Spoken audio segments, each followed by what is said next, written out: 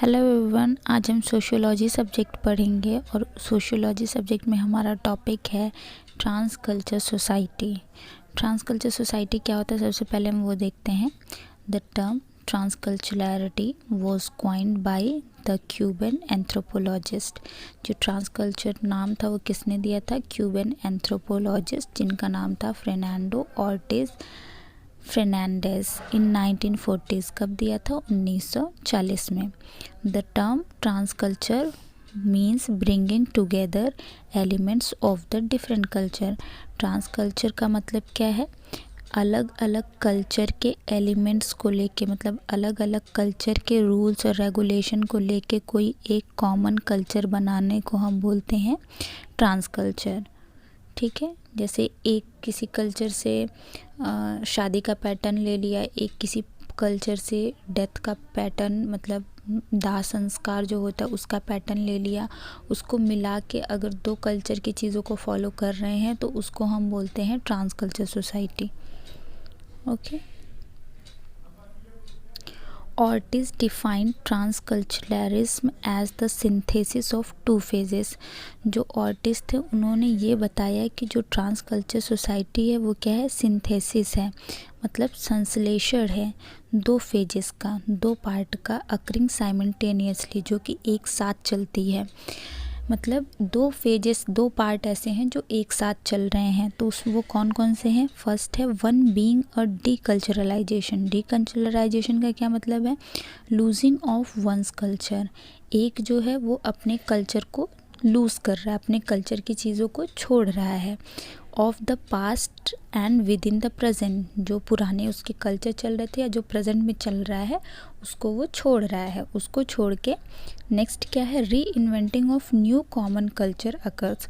और किसी और कल्चर के कोई एक चीज़ को लेके वो आगे बढ़ रहा है।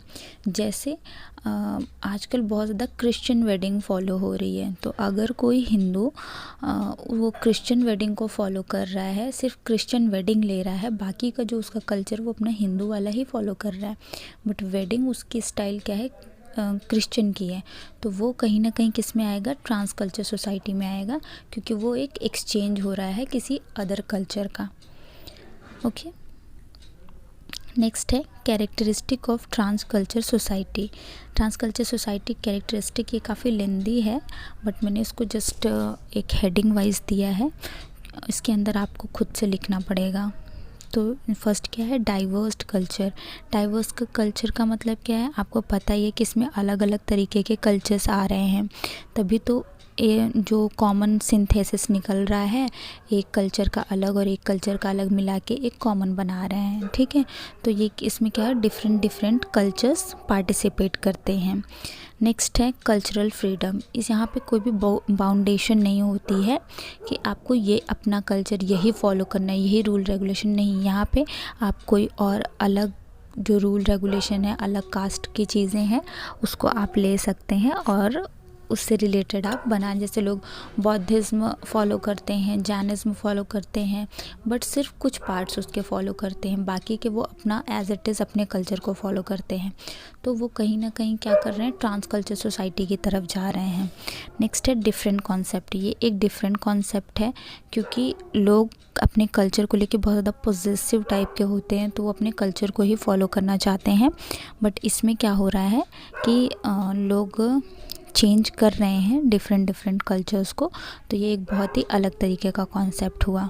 नेक्स्ट है मल्टीकल्चरल। मल्टीकल्चरल वही अगेन वही चीज़ है कि इसमें बहुत सारे कल्चर इन्वॉल्व हो रहे हैं, बहुत सारे चीज़ें आ रही हैं जिसको सिंथेसिस करके एक कॉमन बनाया जा रहा है, तो इसलिए ये क्या है? मल्टीकल्चरल है। नेक्स्ट है इंटरकल्चरल। इंटरकल्चर का मतलब क्या है कि जो कल्चर है उनकी चीज़ें एक्सचेंज हो रही हैं। एक कल्चर के रूल रेगुलेशन दूसरे कल्चर वाले फॉलो कर रहे हैं, दूसरे कल्चर के लेके उसको लेके एक कॉमन गोल बना रहे हैं, कॉमन चीज़ें कर रहे हैं, तो वो है इंटर कल्चर। तो कैरेक्टरिस्टिक आपका इतना ही है और बाकी आपको इसके अंदर खुद से लिखना पड़ेगा। नेक्स्ट हम पढ़ते हैं factors influencing the process of trans culture society.